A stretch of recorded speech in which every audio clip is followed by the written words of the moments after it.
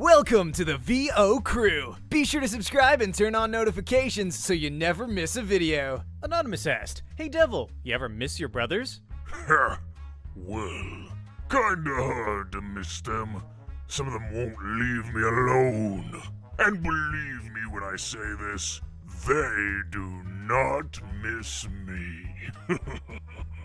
Dice Roll Ball asked, "Mugman, Cuphead, what do you know about the potion Elder Kettle gave you? The one that gave you those strange abilities. Are there more potions like that?" Oh boy, Mugs, you gonna do your thing? The potion that Elder Kettle gave us. Yep, he's gonna do it. Here we go. The potion that granted us the power to shoot blasts from our very fingertips. The power to resurrect the dead. The power to cross the astral plane, to become invincible, as well as unleash our souls! Which have 6 packs! But what is the story behind this potion? And now that it is worn off, is there a way to bring it back? Elder Kettle told us many stories of ancient warriors who used potions just like this to fight evil. One of the warriors, of course, being the legendary Chalice, was unfortunately still missing. The warriors came from an ancient society, the mighty Calyx Animi. The Cups of the Souls, their temple, or whatever remains of their kingdom, is hidden up in the mountains near the city, littered with wild satyrs, dragons, the Cyclops, and government officials, as well as miners who have fenced off the area, not letting anyone in. So we sneak in there at night. Indeed.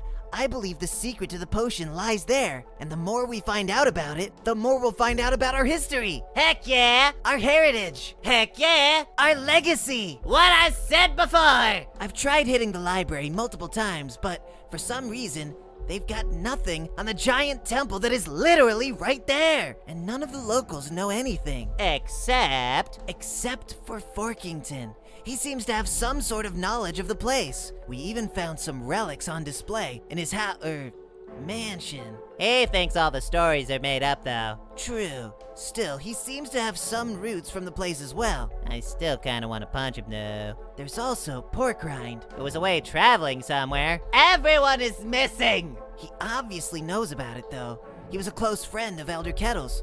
Plus, and this might answer your question, he sold potions that enhance the power we already had. But they only work if you've already taken the first potion. So they're just power-ups? Yes. He also sold charms and such that seem to also relate to the power. But anyways, moving on to, what more do we know about it thanks to the temple? Now, I couldn't take pictures of what we found, so excuse my poor sketches that are somewhere in this pile of many notes. And stolen library books. Shut up. Aha! Exhibit A. This was found on one of the walls in the temple. As you can see, it shows the warriors at work. One of them is even using the 3rd super art. And the repeating victims in the paintings are, would you know it? Demons! Which is why we're not turning to the devil for answers. Nope. Even though he's an immortal being that's basically as old as the planet we walk on, and he knows everything. It's our secret. Now, Exhibit B, which displays the healing side of the potion.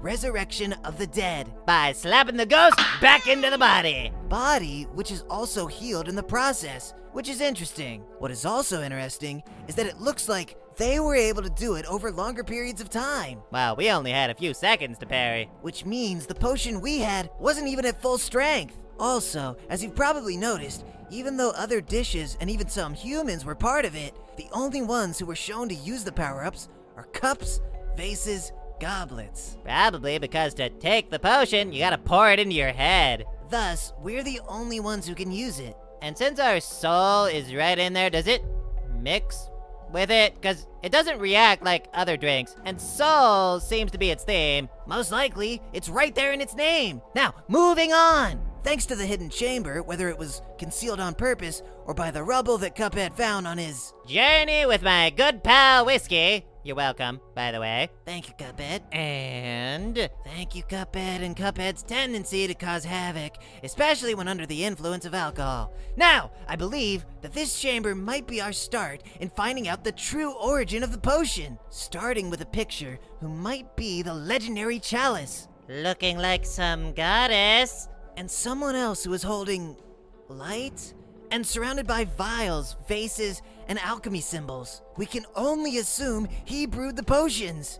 Or something. What about all the fancy writing we found there? Have you got more on that? Still in the process of deciphering it. It is much harder than it looks. Plus, a good lot of it is in some language I've never seen before, and I'm struggling to find anything on it. And there's still so much we don't know, so much to find out. Where did the potion's power actually come from? How was it made? Surely the power to empower and resurrect souls doesn't just come from nowhere. The only creatures that would naturally have powers like this are demons. And if it's not demons, then... Oh... And thanks so much for watching today's Casino Cups. If you enjoyed that piece, be sure to leave a like on the video before you go. And if you're new to the channel, hit that subscribe button to join the VO crew. I post a new video every single day. Today in the comments, let me know, what do you think Mugman's realization was? Something just clicked. What was it?